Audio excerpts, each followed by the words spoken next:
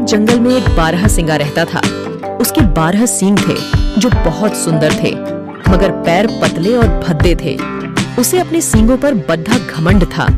जब भी वह नदी पर पानी पीने जाता तो नदी के स्वच्छ और शांत जल में अपने सुंदर सींगों को देखकर बहुत खुश होता, किंतु अपने पैरों को देखकर दुखी हो जाता।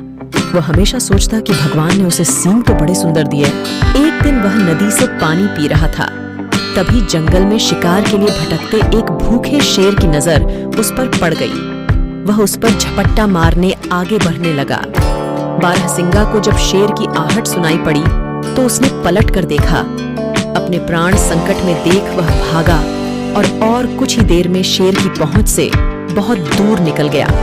शेर से अपने प्राण बचाकर वह चैन की सांस ले ही रहा था कि उसके 12 सींग झाड़ियों में फंस गए। वह उन्हें छुड़ाने का प्रयत्न करने लगा, किंतु सफल न हो सका।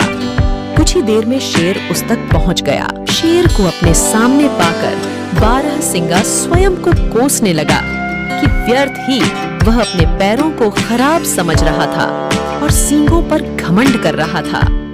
अपने भद्दे पैरों के कारण वह शेर से बचकर निकल पाया था, लेकिन अब अपने सुंदर सींगों के कारण वह मुसीबत में फंस गया है।